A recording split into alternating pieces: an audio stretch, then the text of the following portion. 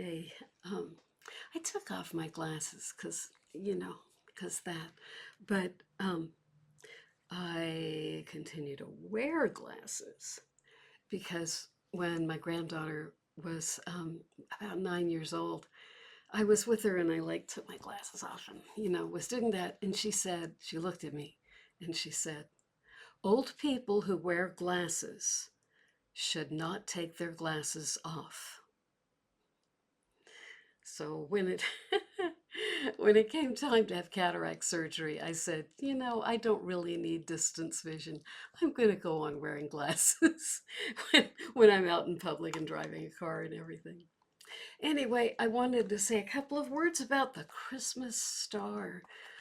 We love this star, and it's so hard to picture exactly what it is when we read in the Gospel of Matthew about the three wise men.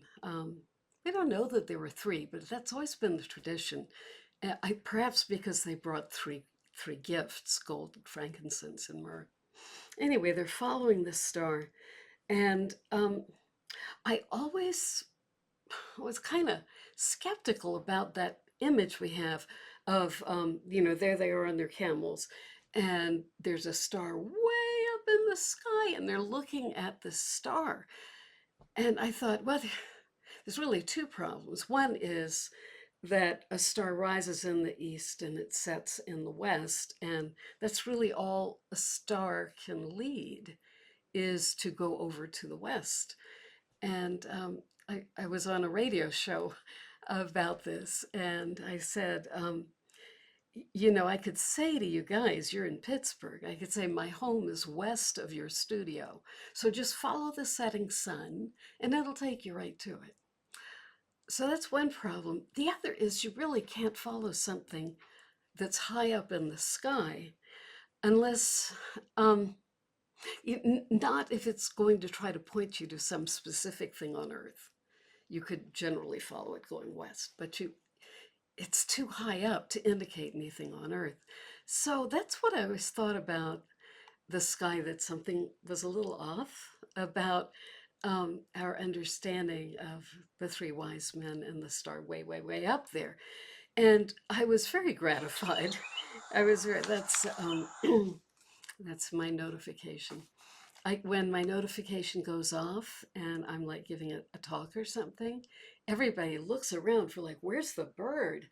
And I just look around too. And then I go back to my talk. Anyway, I learned that St. John Chrysostom says pretty much the same thing. So I've got the list here. I've got 4 points from Chrysostom. One, he says no star moves in the direction they would be going from the Chaldees, from Persia, down to Bethlehem. That would be a north-south journey, or northwest to southeast. It would not be an east to west journey. Second, the star appears only in the night, but this particular star was able to lead them in the daytime. So from that too, we gather this is not a normal star. It's not an ordinary star up in the sky. It's something God has created for this purpose. His third point is that he says a star appears and it disappears and it reappears because they follow it all the way to Jerusalem, and then they don't know where to go next. And they start asking directions and they talk to Herod. And then when they go out to go to Bethlehem, the star is there again. So again, that's not an ordinary star. And lastly, the same point that I was making, that a star that's way, way, way, way up in the sky could not direct them to a specific house. It couldn't lead them to a specific place. It's just too far up in the sky. So my theory is that this thing, the star that led them, is more like the children of Israel and Moses being led by a cloud by day and a pillar of fire by night.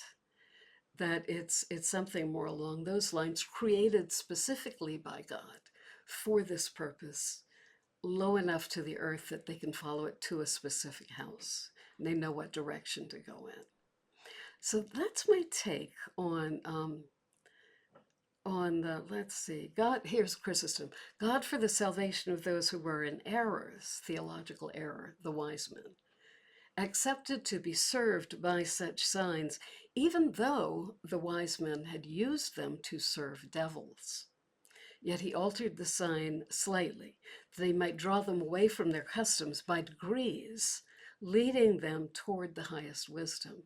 So he didn't shock them suddenly with a whole new revelation of who God is, but he led them step by step. They were accustomed to consulting the stars. So that's where he met them, where they expected to find him. So in the case of the wise men, he did not disdain to call them by the seeing of a star, so that he might lift them higher ever after. He brought them, leading them by the hand, and set them by the manger. And now it is no longer a star, but an angel that he speaks to him, so that he speaks to them. Thus did they little by little become better men. Isn't that nice? So that's Chrysostom on this. And the other point I wanted to make, and I'm going to read off my screen a little so I make sure I get this right. The wise men are preceded by Balaam and the story of Balaam about 900 years before the birth of Christ. Balaam was a man of the Chaldees, a person who consulted the stars to know what to do and to say. And there's a very entertaining story in Numbers. There it is, Numbers 22 to 24, and you will enjoy it. So I recommend you look it up. Numbers 22 through 24. As the army of Israel was getting closer and closer to the land of Moab, the king of Moab sought out Balaam and said, "Come here, stand on this bluff. You'll see their army. Curse them for me. We don't want them to invade our land. Curse them and get rid of them." And Balaam sent back word saying, "I can't promise to do that. I can come and I can look at them, but I'll have to say whatever God gives me to say. I can't promise that I will curse them." So they started on the road, and this is a moment where his donkey that he's riding, it balks suddenly in the road. And he tried to go around it and scraped Balaam's leg against a wall, and then it just stopped. It just lay down in the road. And Balaam was furious, and he started beating it like crazy. And then, much to Balaam's surprise, no doubt, the Lord gave the donkey the power of speech. And the donkey said to Balaam, "Am I not your own donkey, which you have always ridden to this day? Have I been in the habit of doing this to you?" And Balaam says, "No," kind of sheepishly, I imagine. Then the Lord opened Balaam's eyes, and he saw the angel of the Lord standing in the road with a sword drawn. That was why the donkey balked. The donkey saw the angel before Balaam did. He bowed low, he fell face down, and the angel of the Lord basically repeats the same instruction. Go with the men, go to Moab, but speak only what the Lord tells you. Okay, so he's ready for that. So it is kind of a humorous anecdote here where King Balak shows the Israelite encampment and, "Now curse them, say a curse on them." And Balaam says instead a blessing on them. And Balak does this 3 times. He keeps trying to get a curse out of him, and it's always a blessing. The thing that connects us with the wise men and the star is something that Balaam says in his describing the people of Israel and looking toward the future. He says, Numbers 24:17, he says, "I see him, but not now. I behold him, but not near. A star will come out of Jacob, and a scepter will rise out of Israel." So Balaam is not related to the Israelites at all, and yet he foresees this great blessing that is going to come about for the Israelites. But he's it's somewhere in the future. I see him, but not now. I behold him, but not near. A star. So that prophecy was handed down from one wise man to another generation for 900 years. And then finally it was the three wise men. And they saw the star and they realized that's the star that Balaam foretold so many centuries ago. So it's a very beautiful thing. And if you go to look at my Substack column, you'll see I posted one of my favorite really early images of the Virgin Mary. She's holding in fact, she's nursing the baby. And the unusual thing that the artist did is that they are looking at you and making eye contact with you. Both her and the baby has turned his head away. And so no matter when you see this picture, they already are looking at you.